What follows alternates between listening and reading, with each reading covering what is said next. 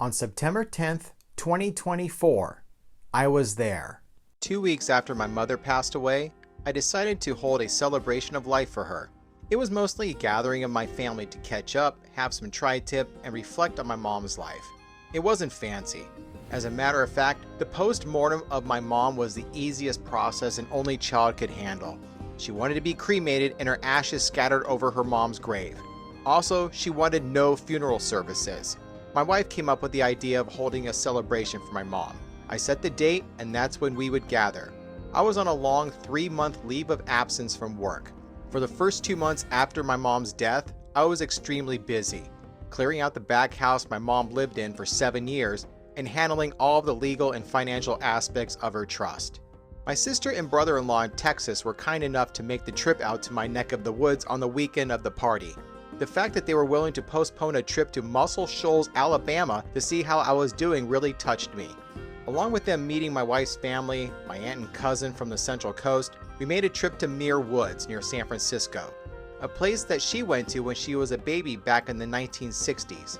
My sister Leah would invite us to come out to Texas to be a part of their annual September celebration.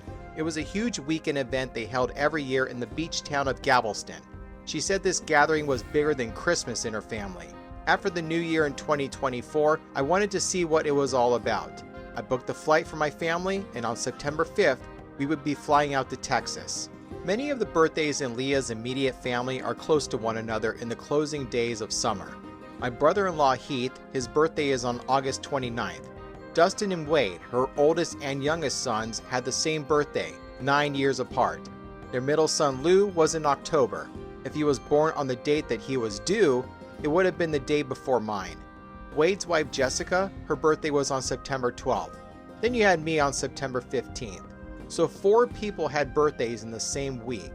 Originally, we planned to leave California on September 5th and come back on the 9th, but Leah gave me another reason to stay longer.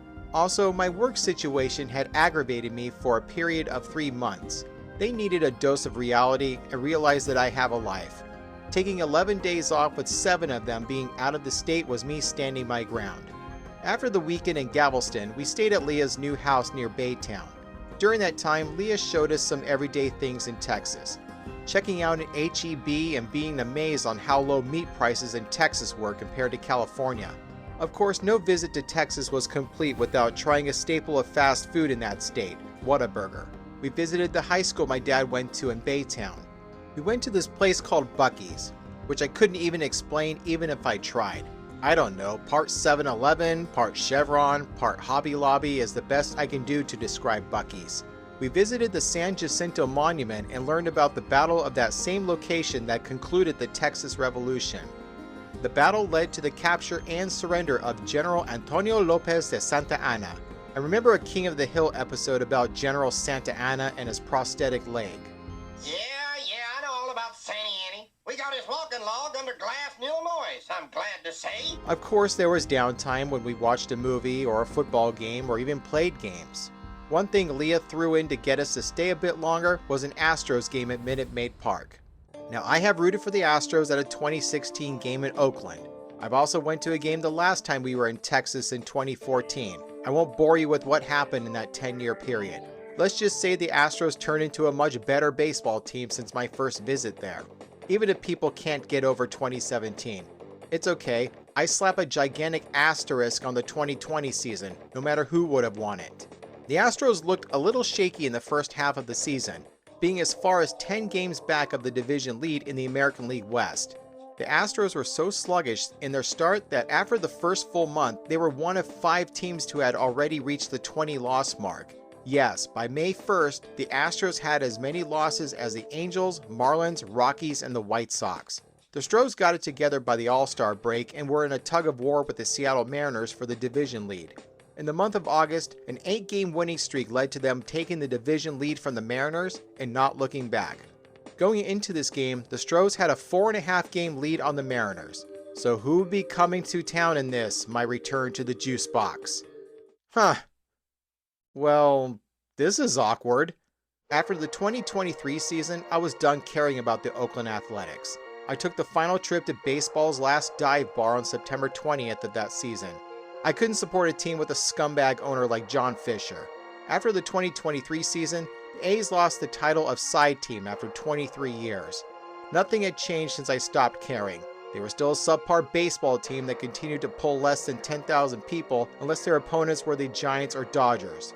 I got an MLB.TV subscription to watch more Astros baseball and keep track of the Chicago White Sox's historically bad season. As far as mediocre baseball teams went in the 2024 season, I cared more about the Pale Hoses than I did about the A's.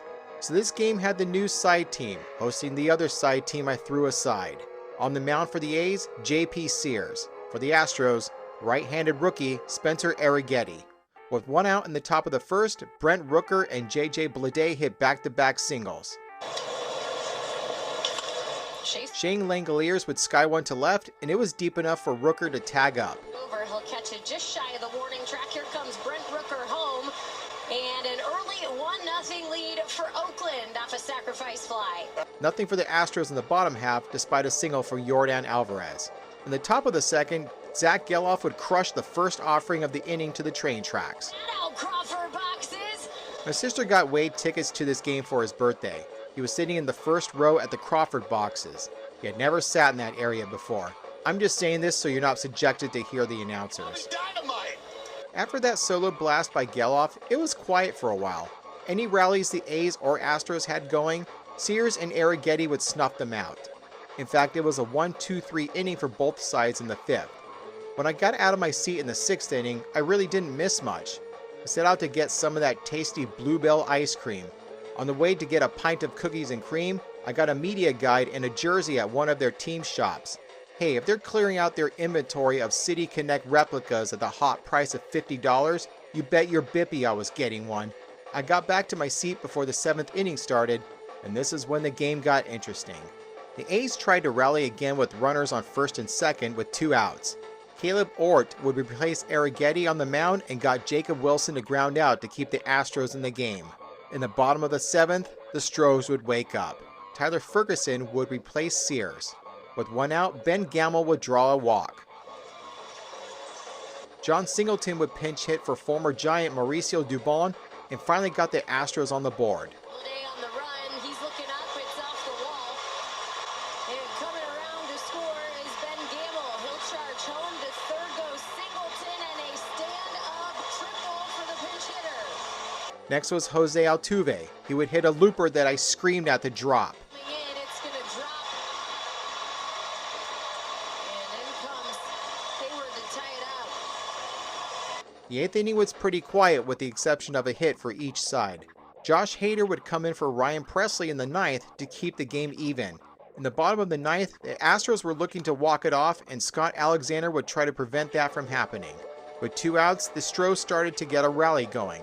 Altuve singled to left and Alvarez with a hit as Altuve advanced to third. This would set up Kyle Tucker to finish it. He didn't, going to extra innings. My host didn't realize that in current year extra innings baseball, a runner would be put at second to start the inning.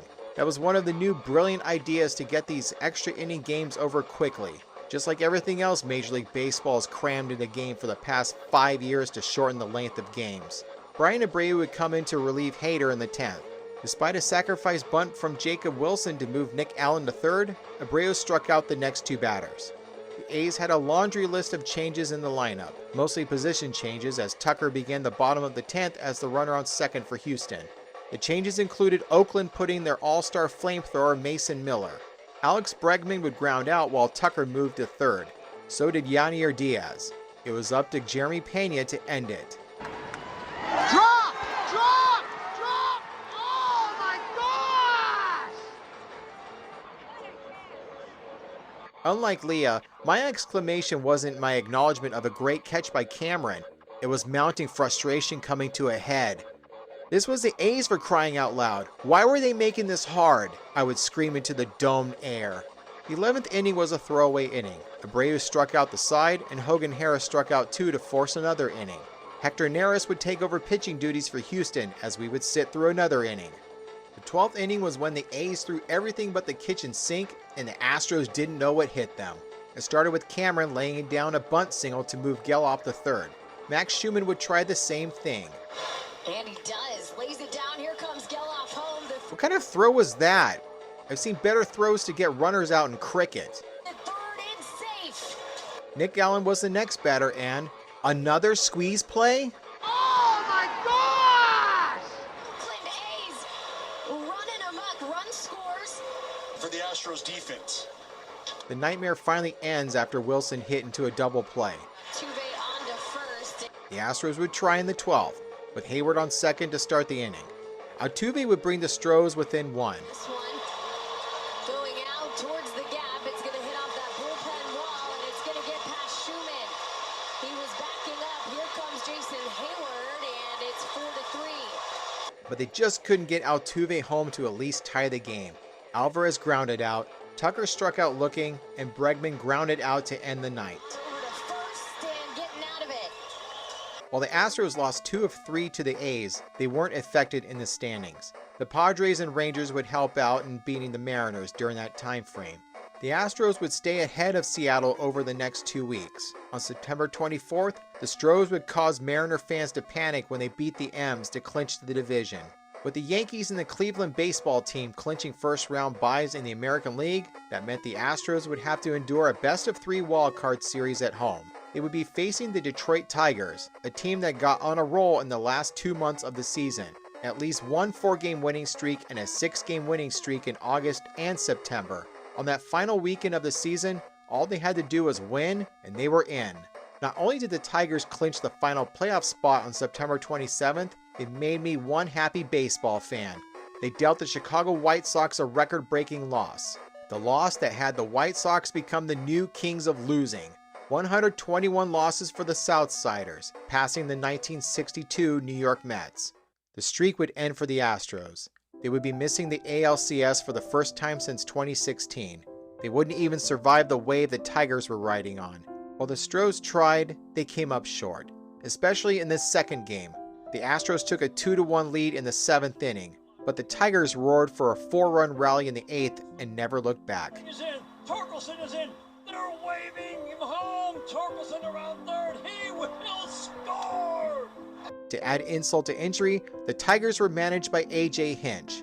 I'm sure after the Astros banished him to the unemployment line after Major League Baseball suspended him for a year in 2020 for the 2017 sign stealing scandal, he was looking for some kind of revenge. After winning the series, Hinch should have ordered Little Caesars and had a DoorDash to Minute Maid's front door on Crawford Street. The closest one to the ballpark is on the corner of Harrisburg Boulevard and Wayside Drive. They would have been cold by the time they got there. It was without a doubt the most awkward night I had at a ball game when I was there on September 10th, 2024.